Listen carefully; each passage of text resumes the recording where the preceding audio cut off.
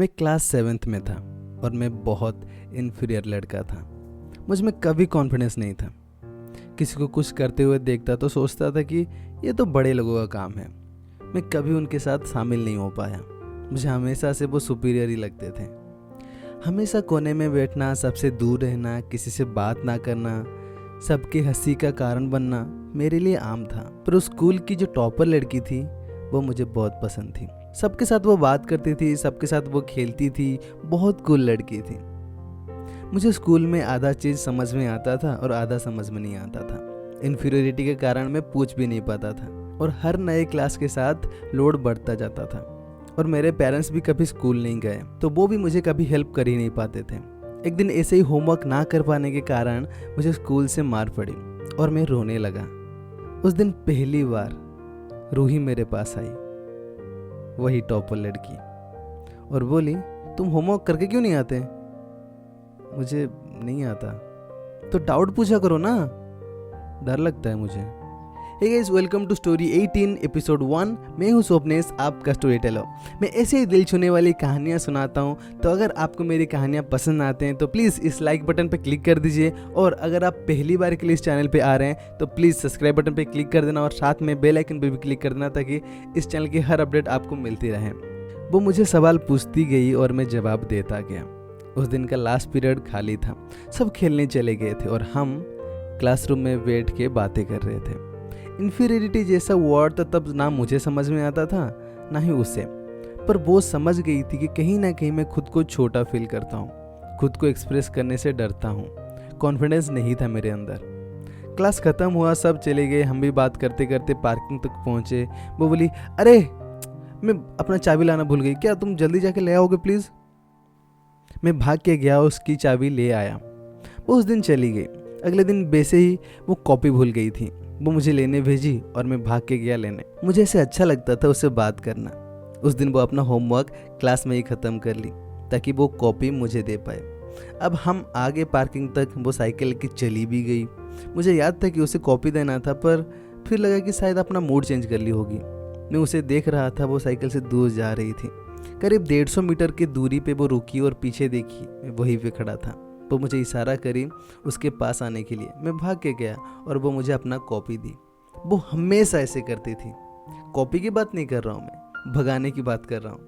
वो मुझे हमेशा भगाती थी। कभी पेन कैप खिड़की के पार फेंक देती थी और मुझे लाने बोलती थी। कभी मेरा बैग गटर में फेंकने की बात करती थी। कभी मेरा कोई चीज़ लेके भाग जाती थी। एक दिन होमवर्क स्कूल में नहीं कर पाई वो, और मुझे बोली कि कल सुबह आ जाना मेरे घर, मैं तुम्हें दे दूंगी, तुम सुबह को लेके जाके कर लेना और याद करके मेरा कॉपी ले आना। मैं गया सुबह सुबह भाग भाग के, और वो मुझे कॉपी दी और साथ में पीछे कुत्ता भी छोड़ी। वो कुत्ता मुझे आधा रास्ता तक भगाया। मुझे भी लगता था वो ये सब फन के लिए कर रही है और मुझे भी बुरा लग नहीं रहा था। आफ्टर ऑल फाइनली कोई मेरा दोस्त था जिसे मैं अपना कह सकता था। उस दिन के 2 दिन बाद एनुअल स्पोर्ट्स आया और मैं भी वहीं पे था। 7th के सारे बच्चे लाइन में लगे हुए थे। रेस था 100 मीटर्स। फर्स्ट हिट सब भाग गए, मैं सबको देख रहा था। सेकंड हिट्स लाइन अप हुए। रोहित तब मेरे पास भागते हुए पहुंची, हाँफते हुए बोली, क्या कर रहे हो, जाओ। मुझे समझ नहीं है कि तुम क्या बोल रही हो। अरे इतने दिन की ट्रेनिंग बर्बाद करोगे क्या? मैंने कहा ट्रेनिंग, और सब मेरे आंखों के सामने आने लगा। तुम मुझे इतना दिन से ट्रेनिंग दे रही थी।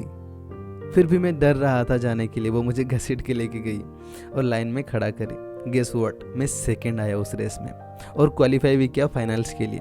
वो पहला दिन था मेरे लाइफ का जब मुझे लगा कि मैं छोटा नहीं हूँ। फाइनल्स में मैंने सोच लिया था कि जी जान लगा दूंगा, और तब तक मैं सीरियस भी हो गया था।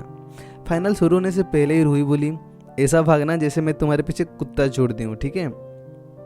फाइनल व्हिसिल बजा, सब ट्रैक पे गए और तब मेरा हार्ट बहुत जोर से धड़कने लगा। सारे सुपीरियर मेरे दोनों साइड थे। कुछ ही दूर पीटी सर हाथ में क्लैप पर लिए खड़े थे। On your marks set clap, और सब भागने लगे। मैं भी भागने लगा पागलों की तरह। आधा दूर जाते ही मुझे लगा कि शायद मैं ये रेस हार जाऊंगा। फिर मैंने जोर लगाया, अपने अंदर जितना एनर्जी था सब झोंक दिया और उस रेस को 3rd प्लेस पे कंप्लीट किया। जिंदगी में पहली बार मुझे सक्सेस का एहसास हुआ और उस दिन मुझ में इतना कॉन्फिडेंस भर गया और मुझे ये एहसास हुआ कि मैं अगर चाहूँ तो कुछ भी कर सकता हूँ। वहाँ पे बहुत सारे बच्चे थे, बहुत सारे टीचर्स थे और सबकी नज़र सिर्फ उसी लड़के पे थे जो फर्स्ट आया था। पर रूही की नज़र सिर्फ मेरे ऊपर थी। वो मेरे पास भाग के आई और ऑलमोस्ट गले लगाने ही वाली थी पर लगा नहीं सकते थे क्योंकि अगर वैसे कर लेते तो पूरा स्कूल चिढ़ाने लगता। एनीवे, अब मेरे पास बहुत अच्छी फ्रेंड थी जो मुझे कॉन्फिडेंस देना सिखाई। मुझे रूही को थैंक यू बोलना था पर पता नहीं था कैसे। तब मुझे उसके साथ प्यार भी हो गया था। पर वो क्लास की टॉपर थी, उसका कुछ रेप्यूटेशन था, पर मैं तो कुछ भी नहीं था। मैं ठान लिया था कि ज़रूर प्रपोज करूँगा, पर मुझे लगा कि पहले मुझे खुद का रेप्यूटेशन बिल्ड करना चाहिए। पहले मुझे भी कुछ करके दिखाना चाहिए, मुझे भी एग्ज़ाम टॉप करना चाहिए। और फिर मैं बैठ गया पढ़ाई करने के लिए। तो क्या हर इस एग्ज़ाम में अच्छा मार्क्स ला पाएगा? क्या वो प्रपोज कभी कर पाएगा? क्या वो दोनों कभी एक हो पाएंगे? अगले एपिसोड में जानेंगे इन सारे सवालों के जवाब। तब तक के लिए stay tune and keep watching. Guys, अगर आप आगे की वीडियो देखना चाहते हो तो आप लाइक ज़रूर करना। कुछ कहना चाहते हो तो नीचे कमेंट में बता सकते हो, या फिर इंस्टाग्राम का लिंक होगा, मुझे इंस्टाग्राम में भी DM कर सकते हो। और पहली बार के लिए अगर आप आए हो तो चैनल सब्सक्राइब करके ज़रूर जाना और साथ में बेल आइकन पे भी क्लिक कर देना ताकि हर वीडियो की नोटिफिकेशन आप तक पहुंच पाए।